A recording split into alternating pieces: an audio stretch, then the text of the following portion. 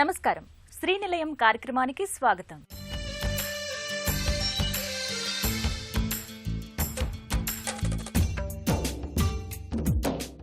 ఇంటి నిర్మాణంలో వచ్చిన నూతన పోకడలు, ఇంటి ముస్తాబుకు సంబంధించిన తాజా విశేషాలు, స్థానిక సంస్థలు అందిస్తున్న సదుపాయాలు, గృహవాస్తులో ప్రేక్షకుల సందేహాలకు నిపుణులు ఇచ్చే సమాధానాలతో మీ ముందుకు వచ్చింది ఈ వారం శ్రీనిలయం.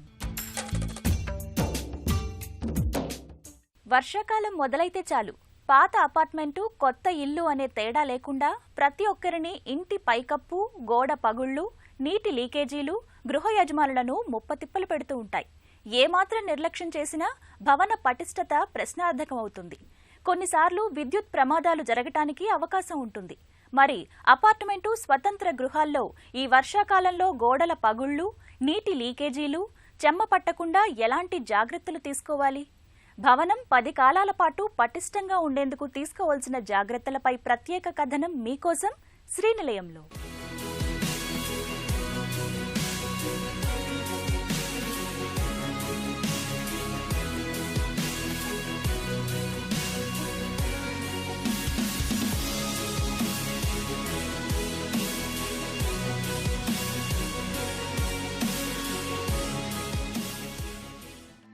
మనకు గాలి, నీరు, నిప్పు, భూమి, ఆకాశం వంటి పంచభూతాలు ఎంత కీలకమో జీవించడానికి ఇల్లు కూడా అంతే అవసరం. కలల గృహాన్ని కట్టాలని భావించే ప్రతి ఒక్కరూ ప్రప్రథమంగా ప్రణాళికపై దృష్టి సారించాలి. 4 గదుల చిన్నిల్లైనా, 4 అంతస్తుల భవనమైనా భవిష్యత్తులో నిర్మాణపరంగా ఎలాంటి సమస్య రాకుండా ఉండాలంటే స్ట్రక్చర్ విషయంలో జాగ్రత్తలు తీసుకోవాలి. అప్పుడే భవన నిర్మాణం, నిర్వహణ విషయంలో ఎలాంటి ఇబ్బందులు తలెత్తవు. ఇంటి నిర్మాణం చేసే ముందు తగు జాగ్రత్తలు తీసుకోవాలి. అప్పుడే ఇళ్లలో నివసించేవారు 10 కాలాల పాటు ఆనందంగా ఉంటారు. ఒక్కసారి ఇంటి నిర్మాణం పూర్తయిన తర్వాత భవన పటిష్టత గురించి నిర్లక్ష్యం వహిస్తారు. ప్రతి 2 సంవత్సరాలకొకసారైనా ఇంటి పటిష్టతపై జాగ్రత్తలు తీసుకోవాలి. ముఖ్యంగా కొన్ని నిర్మాణాలు వర్షాకాలం వచ్చిందంటే చాలు, ఇంటి పైకప్పు, పడక గదులు, స్నానాల గదిలో నీటి లీకేజీలు వస్తూ ఉంటాయి. పైకప్పుపై వర్షపు నీరు నిల్వ ఉండటం వలన చిన్న చిన్నగా రంధ్రాలు ఏర్పడి ఇంట్లోకి నీరు కారటం, గోడలు పగుళ్లు రావటం అనే సమస్యలు వస్తూ ఉంటాయి. ఇలా రాకుండా ఉండాలంటే ఇంటి నిర్మాణం చేపట్టే ముందు తప్పనిసరిగా వాటర్ ప్రూఫింగ్ చేయించాలి. ఇది వర్షాకాలం అయితే, వర్షాకాలంలో మనం ఎలాగైతే మన శరీరానికి కంఫర్ట్గా ఉండడానికి, హెల్దీగా ఉండడానికి కొన్ని సూచనలు పాటిస్తామో, ఎందుకంటే ఆహారం కానివ్వండి, మనం కప్పుకునే దుప్పటి నుంచి వాడే బట్టల వరకు ఎలాగైతే మనం కేర్ తీసుకుంటామో, అలాగే మనం నివసించే భవనం కూడా కేర్ తీసుకోవాల్సిందే. వర్షాకాలంలో వచ్చే వాటర్ వలన హైడ్రోస్టాటిక్ ప్రెషర్ మరియు డైరెక్ట్ వాటర్ ప్రెషర్, దీనివల్ల బిల్డింగ్ ఒక ఎలిమెంట్స్ కొన్ని డ్యామేజ్ అవుతాయి. ఎప్పుడైతే ఈ వర్షం వస్తుందో, ఈ వర్షం ఒక నీరు పరిసర ప్రాంతాల్లో మరియు బిల్డింగ్ పైన పడ్డ వలన ఏవైతే ఇఫెక్ట్స్ అవుతాయో ఆ ఇఫెక్ట్స్కి మనం కౌంటర్ ఇవ్వాలి. ప్రత్యేకంగా భవనంలో ఫూటింగ్ నుంచి పారాపెట్ వాల్ వరకు కొన్ని ఎలిమెంట్స్ మనం చూసుకోవాలి. అయితే ఈ రెయిన్ వాటర్ ఎఫెక్ట్ చేసే పార్ట్స్ ముఖ్యంగా ఫౌండేషన్, బిల్డింగ్ ఒక external wall, doors and Windows, electrical fittings మరియు గటర్స్, ఎయిర్ వెంట్స్ ఇటువంటివి ఉంటాయి. అయితే ఈ యొక్క ఎలిమెంట్స్ మనము జాగ్రత్తగా గమనించి ఏమైనా యాక్షన్ కావాలంటే తీసుకుంటే ఈ యొక్క బిల్డింగ్ ఆ పీరియడ్లో సేఫ్గా ఉంటుంది. ఇందులో ఫౌండేషన్లో ఎక్కడైతే చిన్న చిన్న క్రాక్స్ ఉంటాయో, హోల్స్ ఉంటాయో, ఈ వాటర్ అందులో పర్కులేట్ అయిపోయి ఆ ఒక ఫౌండేషన్ డ్యామేజ్ చేయడానికి అవకాశం ఉంటుంది.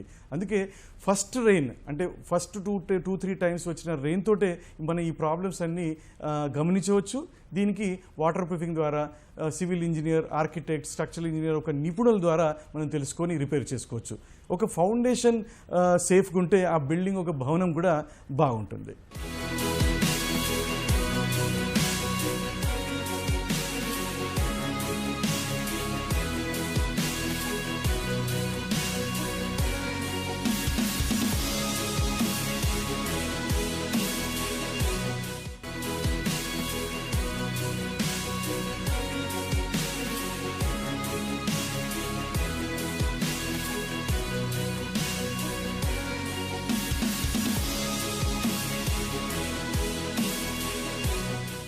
స్వతంత్ర గృహాలు, అపార్ట్మెంట్ పైకప్పుపై పగుళ్లు, నీటి లీకేజీలు రాకుండా ఉండాలంటే ఎలాంటి జాగ్రత్తలు తీసుకోవాలో ఇప్పుడు నిపుణుల మాటల్లో తెలుసుకుందాం.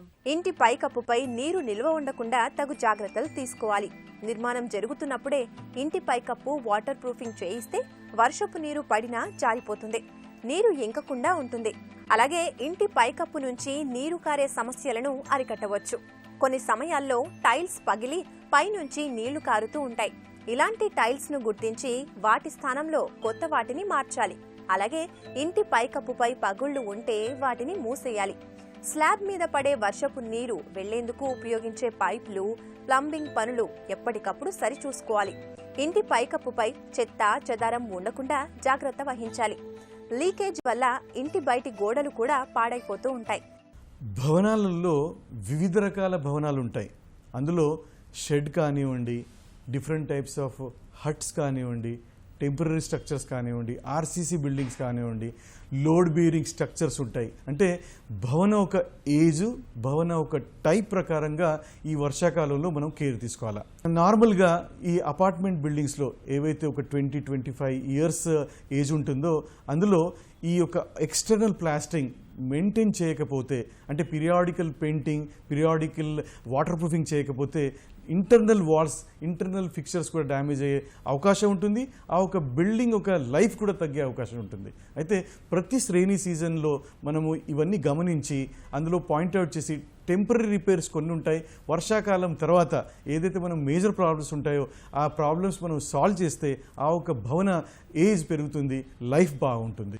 భవిష్యత్తులో నీటి లీకేజీలు, గోడల పగుళ్లు రాకుండా ఉండాలంటే ఇంటి నిర్మాణం చేసే ముందు ఎలాంటి జాగ్రత్తలు తీసుకోవాలో ఇప్పుడు నిపుణుల మాటల్లో తెలుసుకుందాం. ఎర్లియర్ వాటర్ ప్రూఫింగ్ అనేది చాలా నెగ్లెక్ట్ అయ్యేది. అంటే అంత ఎక్స్పర్ట్స్ లేనిపోవటం వల్ల మామూలు మేస్త్రి ఏదో కెమికల్ తీసుకొచ్చి చేసేయటం అట్లా కాకుండా now even builders and residence owners కూడా they have realize what is the importance of it. Water ప్రూఫింగ్కి వచ్చేసేసి క్రిస్టలైజేషన్ వాటర్ ప్రూఫింగ్ అని ఉంటుంది, సిమెంటీషియస్ వాటర్ ప్రూఫింగ్ అని ఉంటుంది, పాలియూరిథిన్ వాటర్ ప్రూఫింగ్ అని ఉంటుంది, అది పియూ వాటర్ ప్రూఫింగ్ అంటారు. దాంట్లో మళ్ళీ మీకు వచ్చేసేసి మెంబ్రెయిన్ వాటర్ ప్రూఫింగ్ అని ఉంటుంది. ఇవన్నీ సిచ్యువేషన్ని బట్టి వాడాలన్నమాట. ఇప్పుడు బాత్రూమ్స్కి వచ్చే కొన్ని crystallization water proofing important, tanks, retaining వాల్స్కి మెంబ్రెయిన్ వాటర్ ప్రూఫింగ్ అవసరం వస్తుంది, స్విమ్మింగ్ పూల్కి పియూ వాటర్ ప్రూఫింగ్ అట్లాంటివి అవసరం వస్తుంటాయి.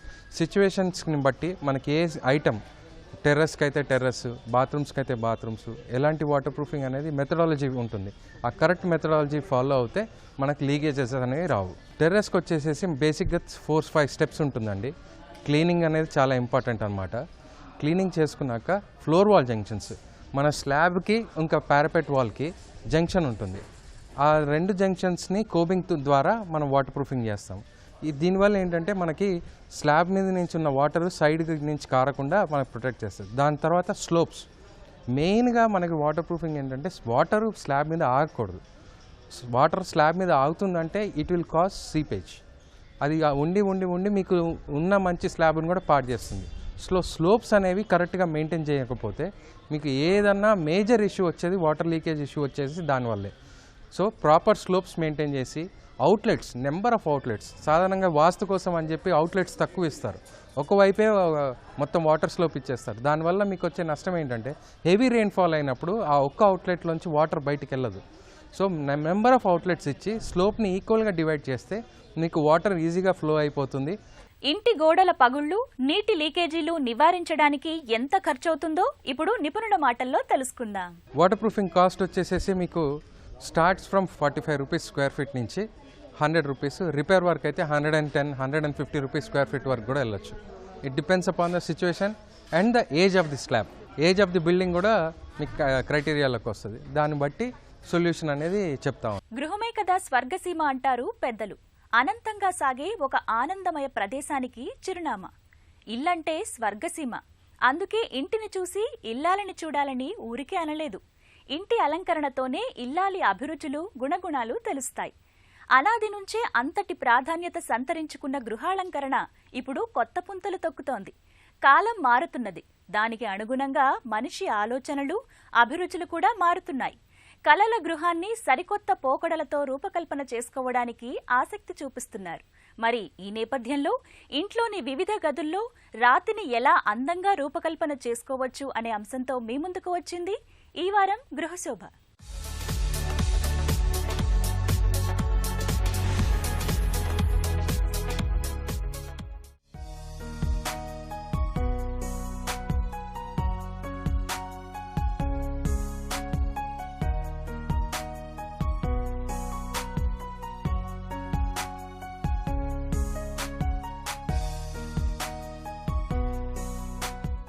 ఇల్లంటే ఒక అందమైన ప్రదేశం.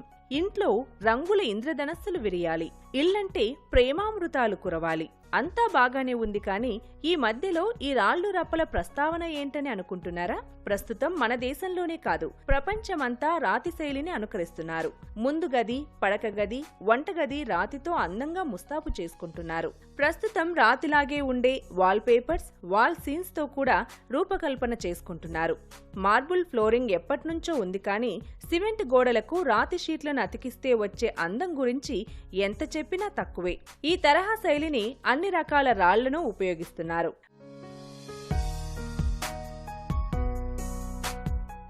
రాతి పలకనే కాకుండా కొంతమంది నేరుగా రాళ్లతో ఇంటా బయట రాతితో రూపకల్పన చేసుకుంటున్నారు. అభిరుచి కలిగిన గృహ యజమానులు గుండ్రాళ్ల నుంచి బండ్రాళ్ల వరకు దేన్నీ వదలడం లేదు. ఇంట్లోని వివిధ గదుల్లో గది అలంకరణకు రాళ్లతో నీటి తొట్టెలను వాడుతున్నారు. అందులో నీళ్లు నింపి 4 తామర పూలు వేస్తే ఆ అందమే వేరు. తరాలు మారినా తరగని సహజ సౌందర్యం రాళ్లది. అనేక రంగుల్లో, రూపాల్లో, పరిమాణాల్లో దొరికే రాళ్లతో ఇంటిని తీర్చిదిద్దితే ప్రత్యేకంగా ఉంటుంది. చెక్కు చెదరకుండానూ ఉంటుంది. చెదలు పడతాయనే భయం లేదు, రంగు మారుతుందనే బెంగ ఉండదు. 10 కాలాల పాటు ఇంటి అందాలు పదిలంగా ఉండాలని కోరుకునే వారంతా రాళ్ల వైపు మొగ్గు చూపుతున్నారు. ప్రస్తుతం పెద్ద పెద్ద హోటళ్ల అలంకరణలోనూ ఈ రాళ్లే రత్నాలిప్పుడు. ఇంటికి సరికొత్త అందాన్ని ఆపాదిస్తున్న రాతి అందాల గురించి ఇప్పుడు నిపుణుల మాటల్లో తెలుసుకుందాం. ఇంటీరియర్ డిజైన్ అనే అంశంలో మనం లేటెస్ట్ ఎలిమెంట్స్ చాలా ఉన్నాయి. బిల్డింగ్ ఎలివేషన్స్ కానివ్వండి, ఇంటీరియర్స్ కానివ్వండి, కొత్త కొత్త మెటీరియల్స్ మార్కెట్లో అవైలబుల్గా ఉన్నాయి. అయినా కూడా మనం ఓల్డ్ పద్ధతులను పాటిస్తూ వాటి యొక్క ఇంపార్టెన్స్ని లేటెస్ట్ బిల్డింగ్స్లో కూడా ఎలా ఇన్కార్పొరేట్ చేయాలి అనేది తెలుసుకుందాం. ఇప్పుడు ప్రెజెంట్ ట్రెండ్ ఏంటంటే రెగ్యులర్గా బ్రిక్ కన్స్ట్రక్షను, లేదంటే glass construction, steel and glass buildings ఉన్న ఈ టైంలో రాక్ లేదా స్టోన్ అనేది కూడా ఒక ఇంపార్టెంట్ ఎలిమెంట్ అన్నది మనందరం గుర్తిస్తున్నాం. ఏ కట్టడం అయినా సరే ఫ్రమ్ ది స్టార్టింగ్ స్టేజ్ ఇనీషియల్గా స్టోన్ అనేది it is an important element అనమాట. అది part and parcel of the construction process. Interior design ప్రాసెస్లో కూడా స్టోన్ అనేది చాలా ఇంపార్టెంట్. అటువంటి స్టోన్ని మనం డైరెక్ట్గా కాకుండా, స్టోన్ అనేసరికి రకరకాల కలర్స్ ఉంటాయి, రకరకాల టెక్స్చర్స్ ఉంటాయి, రకరకాల ఫినిషెస్ ఉంటాయి. వాటిని మనకి నచ్చిన తీరులో దాన్ని డివైడ్ చేసుకొని, నచ్చిన రకంగా దాన్ని మౌల్డ్ చేసుకుని మన ఇంటీరియర్స్లో లేదా ఎక్స్టీరియర్స్లో క్లాడింగ్గా కానీ, డెకరేటివ్ ఐటమ్స్గా కానీ, కార్వింగ్ స్టోన్గా కానీ, స్కల్ప్చర్స్గా కానీ రకరకాలుగా స్టోన్ని మనం ఇన్కార్పొరేట్ చేసుకోవచ్చు ఇంటీరియర్ డిజైన్లోకి. దానివల్ల ఏంటంటే మనకి ఒక వర్నాక్యులర్ లుక్ అంటూ వస్తుంది. ఎంత మోడర్న్ బిల్డింగ్ అయినా కానివ్వండి, ఎంత ఓల్డ్ బిల్డింగ్ అయినా కానివ్వండి, లేదంటే అప్కమింగ్ బిల్డింగ్ అయినా కానివ్వండి, స్టోన్ని ఎప్పుడైతే మనం వాడతామో it relates to the nature. మనం నేచర్ నుంచి వచ్చింది. Stone is a naturally formed element. Stone is a part of rock.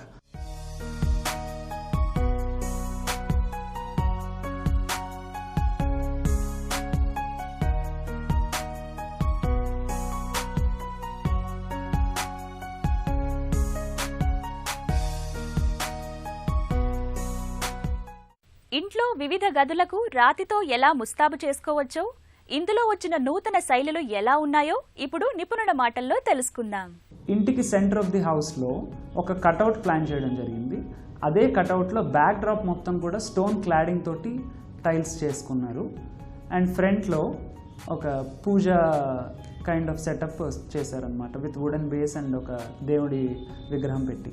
This is one interesting feature where మీరు కింద ఫ్లోర్ నుంచి పై ఫ్లోర్కి స్టెప్స్ ఎక్కి రాగానే బ్యాక్ డ్రాప్ అంతా కూడా సింగిల్ కట్ మార్బుల్. మీరు ఎక్కడ కూడా లైన్స్ ఏవి కనబడవు. It looks like a single piece of marble from the floor to the ceiling అనమాట. కట్అవుట్ అంతా కూడా మార్బుల్ క్లాడింగ్ చేయడం జరిగింది.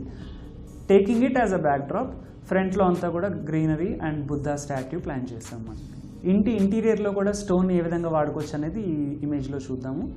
డైనింగ్ ఏరియాలో ఒక వాల్ మొత్తానికి క్లాడింగ్గా మార్బుల్ని వాడడం జరిగింది. అది కూడా సీలింగ్ హైట్ వరకు కాకుండా డోర్ హైట్ వరకు ఇండివిజువల్ ప్యానల్స్ లాగా ఒక నిష్ కూడా క్రియేట్ చేసి అందులో ఒక డెకరేటివ్ వాజ్ పెట్టడం జరిగింది. ఆ వాల్ మొత్తాన్ని కూడా మార్బుల్ క్లాడింగ్తో చేశారనమాట.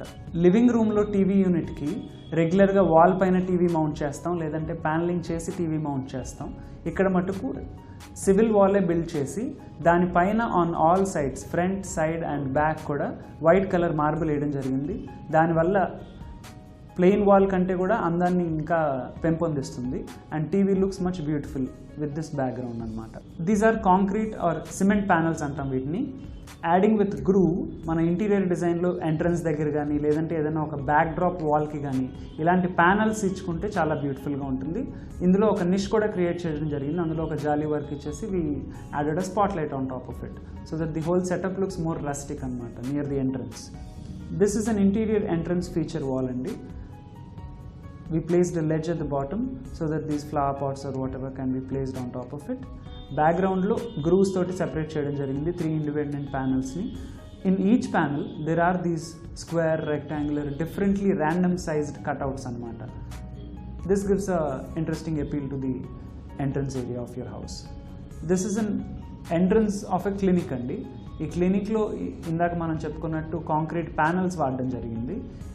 Again this concrete panel is merged with the side glass panel anamata. This T-shaped glass panel anedi deeniki inside ga plan cheyadam jarigindi with backlighting again, and you can place interesting features on this particular ledge anamata. Indulo oka interesting amsam entante interior and exterior రెండిట్లోనూ కూడా ఒకే రకమైన స్టోన్ని వాడడం జరిగింది. కాకపోతే వీటి ఫినిషెస్లో difference ఉంటుంది. ఎక్స్టీరియర్కి వాడిన దాన్ని యాజ్ ఇట్ ఈస్గా స్టోన్ని పాలిష్ చేయకుండా రఫ్ ఫినిష్తోనే ఇన్స్టాల్ చేయడం జరిగింది. వెరాజ్ ఇంటీరియర్లో మెయింటెనెన్స్ పర్పస్ కోసం దాన్ని పాలిష్ చేసి మరింత మెరుగుపెట్టి ఇంటీరియర్లో ఒక వాల్ మొత్తాన్ని ఇదే స్టోన్ తోటి డెకరేట్ చేయడం జరిగింది.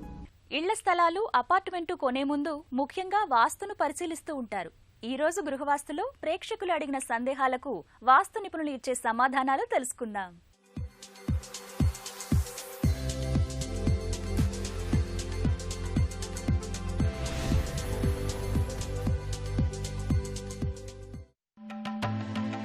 విజయవాడ నుంచి మహేష్ తమ సందేహాన్ని ఇలా వ్యక్తం చేస్తున్నారు. మా ఇంటికి తూర్పు, ఉత్తరం వైపు చాలా ఖాళీ స్థలం ఉంది. ఇలా ఉండవచ్చునా? మాకు తెలియచేయండి అని అడుగుతున్నారు. తీసుకున్న స్థలం పెద్దదే అయితే దాన్ని కొంత భాగం ఖండించి ఆ ఖండించిన భాగంలోనే గృహ నిర్మాణం చేయాలి.